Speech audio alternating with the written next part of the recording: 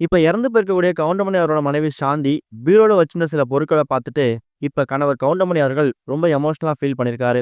அவரோட விவரத்த தான் இந்த இதுல பார்க்க போறோம். இப்ப 2 நாட்களுக்கு முன்னாடி கவுண்டமணி அவரோட மனைவியா இருக்கக்கூடிய சாந்தி அப்படிங்கிறவங்க, உடல்நலக்குறைவு காரணமா காலமாயிட்டாங்க. அவங்களுக்கு வயசு 67.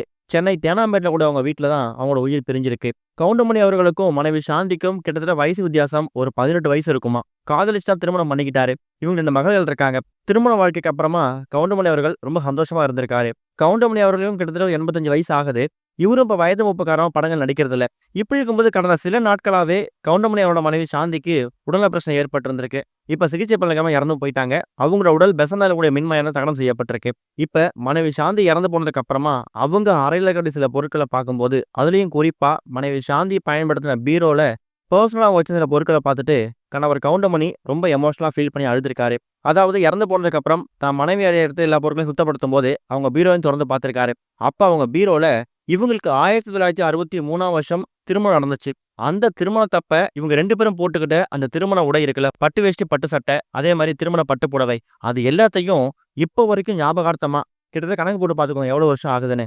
இப்ப வரைக்கும் அத பத்திரப்படுத்தி ஒரு கவர்ல போட்டு, அவங்களோட திருமண நினைவா இன்ன வரைக்கும் அந்த பீரோல பத்திரப்படுத்தி வச்சிருக்காங்களாம். அதே மாதிரி கவுண்டமணி அவர்கள் வாங்குன விருதுகள் ஃபோட்டோ இருக்குல்ல, அது எல்லாத்தையும் ஒரு ஆல்பமா போட்டு 70ஸ் காலகட்டத்துல இருந்தே கவுண்டமணி அவர்கள் நடிக்க ஆரம்பிச்சுட்டாரு. அப்ப இருந்து இப்போ வரைக்கும் அவர் விருது வாங்குன பட்டியல போட்டோம்னா, நமக்கு ஒரு புக்கே பத்தாது. அந்த அளவுக்கு விருது வாங்குன ஃபோட்டோஸ் இருக்கு.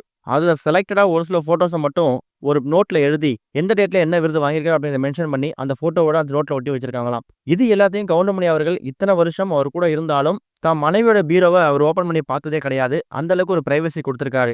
இப்ப அவங்க இறந்து போனதுக்கு அப்புறம், அவங்க அறைய சுத்தப்படுத்தும்போது, அவங்க அறையில இருந்த அந்த பீரோல இருந்த பொருட்கள பார்த்துட்டு, கவுண்டமணி அவர்களுக்கு என்ன சொல்றதுன்னு தெரியாம, தான் மனைவிய ரொம்ப மிஸ் பண்ண ஆரம்பிச்சுட்டாராம். சொல்லப்போனா, திருமணத்துக்கு அப்புறம் தான் கவுண்டமணி அவர்களுக்கு ஒரு மிகப்பெரிய அதிர்ஷ்டமும் அடிச்சிருக்குதாம். ஆரம்ப காலகட்டத்தில சினிமால நடிச்சாலும், நடுவுல கொஞ்சம் சரிவ சந்திச்சிருக்காரு.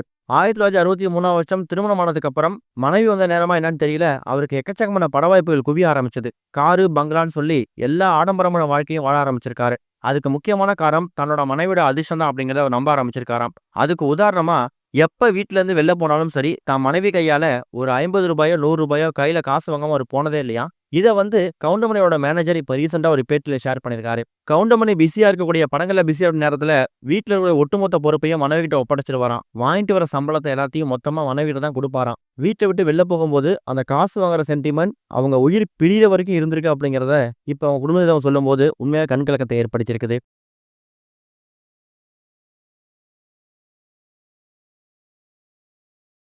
இதுவரைக்கும் கனெக்டிங் டிவிக்கு சப்ஸ்கிரைப் பண்ணனா மறக்காம சப்ஸ்கிரைப் பண்ணிக்கங்க.